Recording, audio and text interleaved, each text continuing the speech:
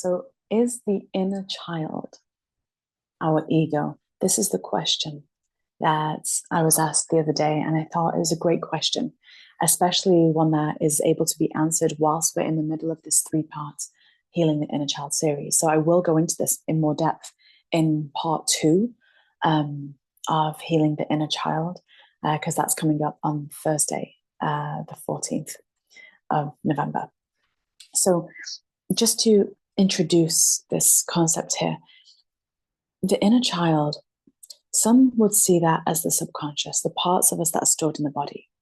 The way that I personally see the inner child is I don't necessarily see it as ego in the sense that most of us understand that word. Perhaps it's a separate video to do about what the ego actually is, because that in itself could be a week-long workshop. But maybe that is for a separate video. But let's just kind of go into this a little bit.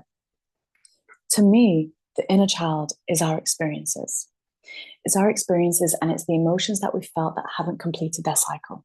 And what do I mean by that is, well, every time we have a experience that causes a big emotion, especially one where it puts us in a state of powerlessness, what happens is if that emotion doesn't complete, doesn't do its alchemy, doesn't reconcile itself, and doesn't get back to that place of wholeness, then it leaves us fragmented.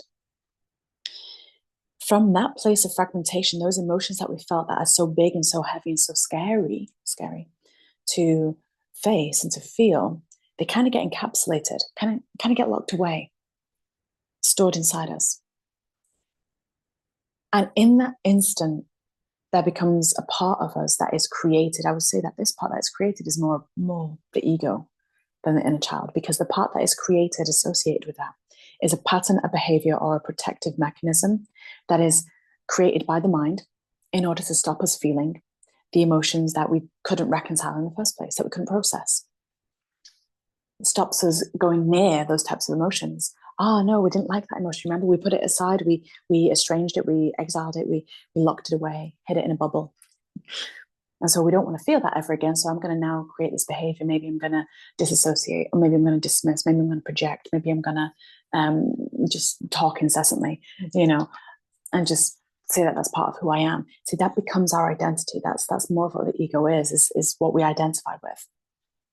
But emotions we don't tend to identify with. If anything, we do the opposite. We ignore them. We mask them. They get masked by anger, right? Anger is a really great war. Or a different identity masks it. And that's exactly what the job is of the mind, is to protect us. So it's going to be a really fun topic to kind of open up a little bit in the workshop tomorrow night. But tomorrow night's workshop part 2 is more about actualizing and feeling that joy and creating that around you. So it's going to be a really fun workshop. We're working with Pegasus and Unicorn in workshop number 2. So do feel welcome to join us. And if you're not available Thursday night, it is on replay anyway. So most people tend to just watch the replay. But it's a really great question, one which I'm really excited to open up a little bit more. And once again, if videos like this help, then let me know, because I can do more of them in little short snippets. Short snippets and a few minute videos rather than longer ones.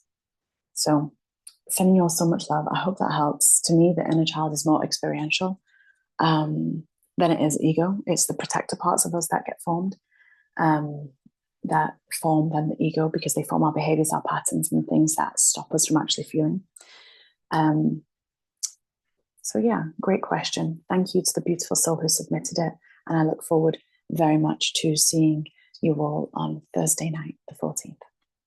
See you then. And part 3 is on the 25th of November. Timeless replays, they're all available on my website, aliceheath.com. Bye for now.